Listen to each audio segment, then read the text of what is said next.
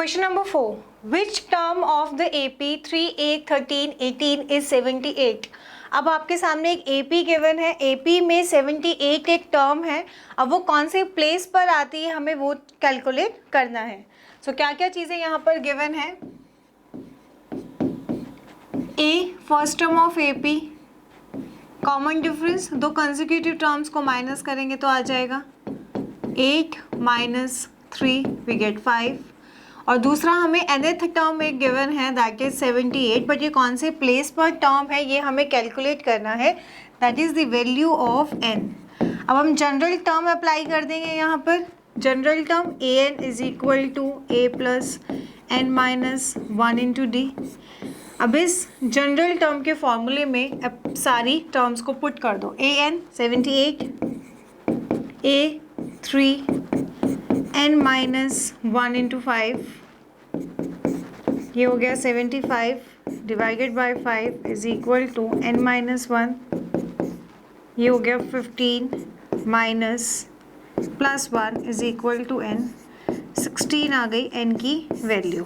यही हमें इस क्वेश्चन में कैलकुलेट करना था कि कौन सी टर्म है 78 इस AP में. तो 78 इस AP की 16th टर्म है. ठीक है. So therefore 78 is the 16th term of the given AP. Clear. चलिए नोट करें यहाँ तक. नेक्स्ट क्वेश्चन है find the number of terms in each of the following APs. अब आपके सामने APs गिवन है, बताना है कि उस AP में टोटल नंबर ऑफ टर्म्स कितनी है, दैट इज हमें बताना है कि n कितना है. ठीक है. तो अब क्या क्या इस क्वेश्चन में गिवन है उसे नोट कर लो. First part A first term है 7, D दो कंसेक्यूटिव टर्म्स को माइनस करो 13 माइनस 7 6. nth टर्म गिवन है 205. अगेन जनरल टर्म अप्लाई करो. an is equal to a plus n minus 1 into d. अब इस जनरल टर्म में पुट कर दो सबकी वैल्यूज़ को. an 205 is equal to a 7 plus n minus 1 into 6. अभी यहाँ पे आके ये माइनस हो गया. 15 माइनस 6 8 198 divided by 6 is equal to n minus 1. 33 प्लस 1 is equal to n. 34 is equal to n. तो इस यहाँ पर वैल्यू जो आई है n की वो है 34. 34 टोटल नंबर ऑफ टर्म्स है इस AP में. ठीक है. So therefore there are 34 terms in given AP. Clear. चलिए नेक्स्ट पार्ट. अब नेक्स्ट पार्ट में फर्स्ट टर्म क्या है 18 D दो कंसेक्यूटिव टर्म्स को माइनस करते हैं 31/2 माइनस 18 ये हो गया 36. 36 माइनस 31 वी गेट माइनस 5/2. ठीक है. और nth टर्म यहाँ पर है minus 47. Again we apply the general term an is equal to a plus n minus 1 into d. अब इस जनरल टर्म में पुट कर दो an की वैल्यू को. an हमें क्या गिवन है minus 47 is equal to a 18 plus n minus 1 into minus 5/2. ये यहाँ पे आके प्लस हो गया 65 minus 65 n minus 1 into minus 5/2.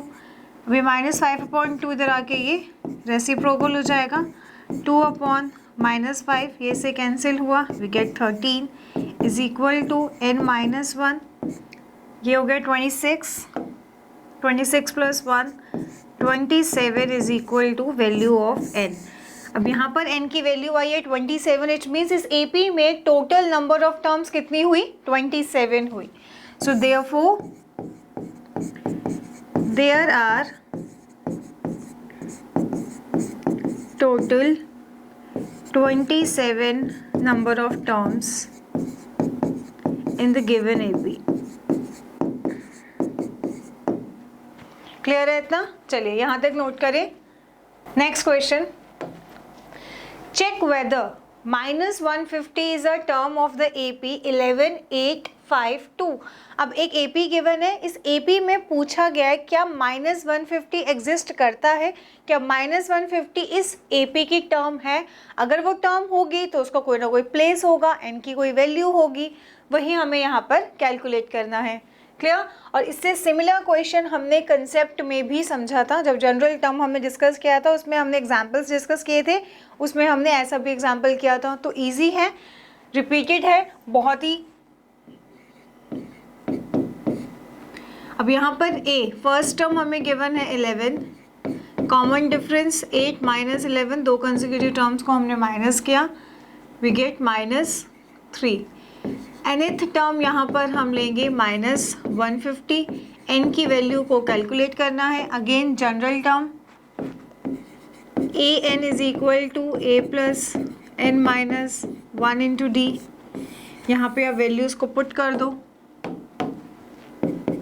an minus 150 is equal to a 11 plus n minus 1 into -3.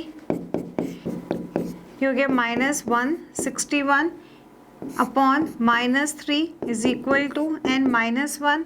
161 upon 3 plus 1 is equal to n. ये हो गया 164 upon 3 is equal to n.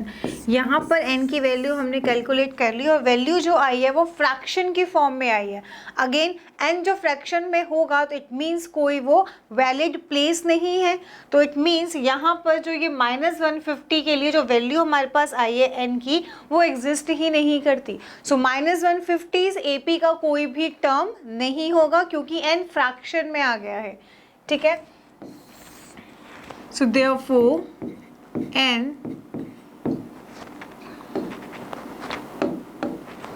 cannot be in fraction form. So -150 is not a term of given AP.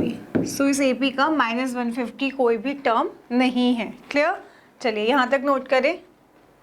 Next, find the 31st term of an AP whose 11th term is 38 and the 16th term is 73. अब इस question में हमें क्या बोला गया है? अब AP की 31st टर्म निकालो जिस AP की 11th टर्म है 38 और 16th टर्म है 73. तो जो चीज़ें गिवन है पहले उसे नोट कर लो. A31 कैलकुलेट करना है, A11 हमें दे रखा है 38 और A16 हमें दे रखा है 73. A11 can be written as A plus 10D is equal to 38 और यहाँ पे A16 को हम लिख सकते हैं A plus 15D is equal to 73. अब इसको लेबल कर लो एज इक्वेशन नंबर 1, इसको लेबल कर लो एज इक्वेशन नंबर 2. अब इन दोनों को हम सॉल्व करते हैं सो दैट हमारे पास एक की वैल्यू आ जाए, ए या डी की वैल्यू आ जाए. तो दोनों को सब्ट्रैक्ट कर देते हैं. Subtract 1 from equation number 2.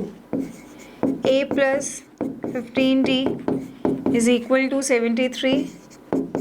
A plus 10D is equal to 38. Minus minus minus, अब ए से A cancel. 5D is equal to 35D is equal to 7. So यहाँ पे D की वैल्यू आ जाएगी 7. अब D की वैल्यू आ गई, D की हेल्प से अब हम A कैलकुलेट कर सकते हैं. Now put D is equal to 7 equation number 1, equation number 1 क्या है हमारे पास, a plus 10d is equal to 38। अब यहाँ पे हम d की वैल्यू को पुट करते हैं सो दैट हमारे पास a आ जाए। a plus 10 into 7 is equal to 38, a is equal to 38 minus 70, a is equal to 32। a की वैल्यू हमारे पास आ जाएगी -32। अब a की वैल्यू आ गई है, d की वैल्यू आ गई है, हमें कैलकुलेट करना था a31। So a31 is equal to a plus 30d minus 32, 30 into 7 minus 32 plus 210,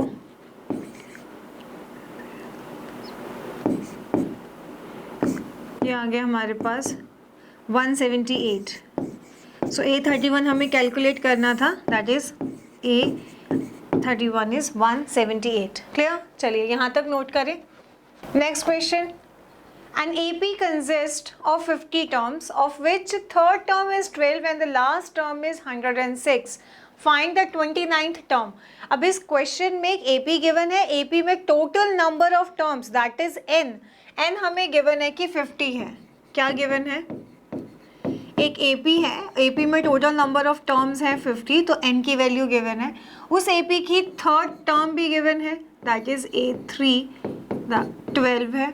उसके बाद लास्ट टर्म भी गिवन है, लास्ट टर्म मतलब कि A50 106।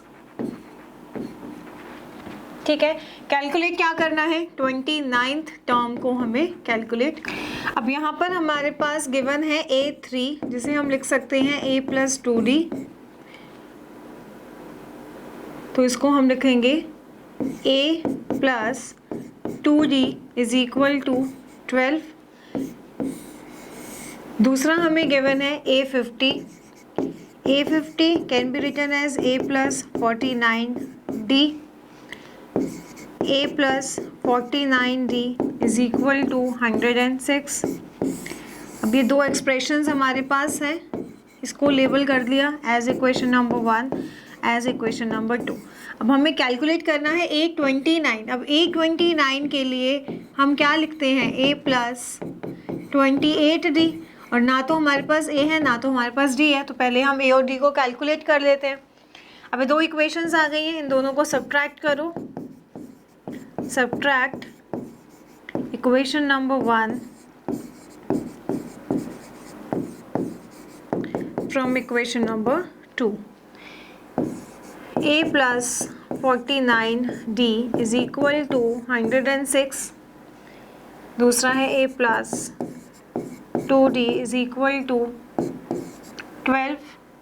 अब इसको माइनस करते हैं, A से A कैंसिल, 49 माइनस 2 ये हो गया 47d, इसको हमने माइनस किया, 6 माइनस 2 4, 94।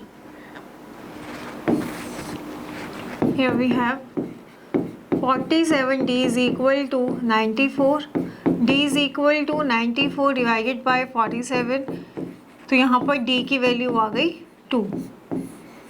ठीक है, अब हमें a चाहिए। अब d की वैल्यू को किसी भी इक्वेशन में पुट कर देते हैं, put d is equal to 2 in equation number 1। और इक्वेशन नंबर 1 है हमारे पास a plus 2d is equal to 12, a is equal to 12 minus 4, a is equal to 8। अब हमारे पास a भी आ गया, d भी आ गया, कैलकुलेट करना था A29। Now therefore A29 will be 8 plus 2 into 28, 8 plus 56, ये हो गया A29 is 64, और यही हमें इस क्वेश्चन में कैलकुलेट करना था। ठीक है, चलिए नोट करें इसे। नेक्स्ट क्वेश्चन है If the third and the ninth terms of an AP are 4 and minus 8 respectively, which term of this AP is 0? अब AP की हमें दो टर्म्स गिवन है, थर्ड टर्म और नाइन्थ टर्म. उस AP में 0 भी एक टर्म है, लेकिन कौन से प्लेस पर है वो हमें कैलकुलेट करना है. ठीक, क्या क्या चीज़ें गिवन है? गिवन है A3, A9, A3 है 4, A9 है -8 और हमें एक nth टर्म गिवन है 0. कौन से प्लेस पर गिवन है ये हमें कैलकुलेट करना है. ठीक है, अब यहाँ पर हमारे पास है A3 को हम लिख सकते हैं A प्लस 2D और ये हमें गिवन है A plus 2D is equal to 4. दूसरा A9 can be written as A plus 8D. A plus 8D is equal to -8. अब हमें कैलकुलेट क्या करना है? n की वैल्यू को कैलकुलेट करना है. कैसे कैलकुलेट होगा? अगेन जनरल टर्म अप्लाई करेंगे. अब यहाँ पर ना तो हमारे पास a की वैल्यू है ना तो d की वैल्यू है. कैलकुलेट करते हैं. ये दो एक्सप्रेशंस हमें मिले, इसको लेबल कर दिया as equation number 1, as equation number 2. अब इनको सब्ट्रैक्ट कर दो. Subtract equation number 1 from equation number 2. सभी क्वेश्चंस में हम एक ही चीज़ है जिसको ऑन रिपीट चल रहा है. हमें सिर्फ जनरल टर्म पता होनी चाहिए. जो भी क्वेश्चन में गिवन है पहले उसे नोट कर लो. जनरल टर्म की हेल्प से जो भी चीज़ हमें कैलकुलेट करनी है वो इजीली हो जाएगी. ठीक है, तो जनरल टर्म हमें अच्छे से क्लियर हो जानी चाहिए. अब यहाँ पर अगेन सब्ट्रैक्ट करना है इन इक्वेशंस को. A plus 8D is equal to -8. A plus 2D is equal to 4. Minus minus minus A से A cancel. 6D is equal to -12. यहाँ से अब D की वैल्यू आ जाएगी. 6D is equal to -12, D is equal to -2. अब इसकी हेल्प से हम A फाइंड कर लेते हैं. Put D is equal to -2 in equation number 1. A plus 2D is equal to 4. A plus 2 into -2 4. A is equal to 8. अब A की value भी हमारे पास आ गई, D की वैल्यू भी आ गई. कैलकुलेट करना था हमें n की वैल्यू को, जहाँ पे an 0 के इक्वल है. So A plus n-1 into D is equal to 0. A को पुट करा, n की वैल्यू हमें निकालनी है, D है -2 इज इक्वल टू 0. n-1 ये हो गया -8 divided by -2. n is equal to 4 plus 1. n की वैल्यू आ गई 5. तो इट मीन्स n जो 5 हमारे पास आई है क्या रिप्रेजेंट कर रहा है कि इस AP में जो 0 है वो इस AP की 5th टर्म होगी. Clear? So therefore 0 is the 5th term of given AP. अब चेक कर लेते हैं क्या 0 इस AP की 5th टर्म है भी कि नहीं. तो उसके लिए हमने A5 देखा, A प्लस 4D. A है 8 plus 4 into -2. 8 minus 8 we get 0. Yes, A5 ही इस AP का 0 टर्म आएगा. क्लियर? चलिए नोट करें यहाँ तक.